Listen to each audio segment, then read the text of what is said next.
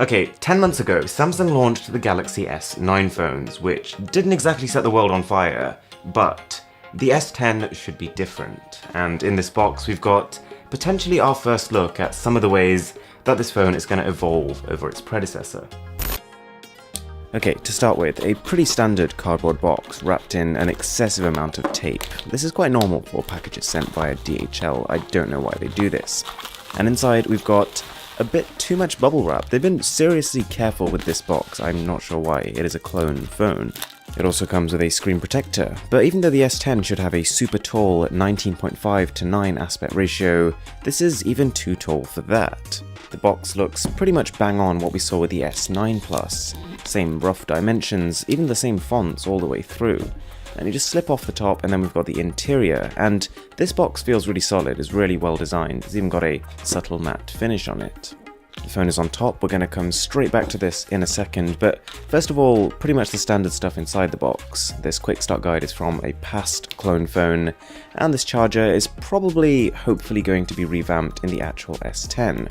I'm definitely hoping for fast charging speeds, it's an area where Samsung's phones aren't exactly on par. Got a pair of earphones and then a standard USB Type-C charging cable. Okay, onto the phone itself, and as with most clone phones, it's thicker and heavier than the actual phone will end up being, not quite as slick or refined, but there are a few interesting takeaways we can have from this. We've got almost stainless steel looking edges, kind of like what we've seen on the iPhone XS. I really like that, I think that looks pretty premium. But also the colour, you've got this deep ocean blue, and alongside a green and potentially a pink too, this is one of the primary colours the S10 should launch in. It's also pretty likely that we'll see some sort of gradient finish on at least one of the models, given that Samsung has been now testing them on their more niche devices, and, well, everyone is doing them. On the bottom you can actually see the codename here, SMG9700. That is what we're expecting it to be. And taking a look at the side, a headphone jack, which doesn't necessarily confirm that it will be on the final phone, but given the amount of fun Samsung has made of Apple for ditching it, I think they'd be foolish to follow suit. Okay, then we've got the cameras, and this should be quite a significant leap from the Galaxy S9 Plus. The S10 Plus should be coming with a triple camera setup, with the same variable aperture that we saw on the primary lens with the S9 Plus, and the same telephoto to be able to zoom in 2 times. But with the addition of an ultra-wide, this brand new lens would capture a 123-degree field of view. Also, now that the fingerprint scanner has disappeared from the back, Samsung can shift the cameras back to the horizontal arrangement they had previously, which they introduced on the Galaxy Note 8. And in its place, we're hoping for an ultrasonic fingerprint scanner to be present in the screen of the phone. Which brings us to the front, and this is where you'll notice disparities to what the actual phone will look like.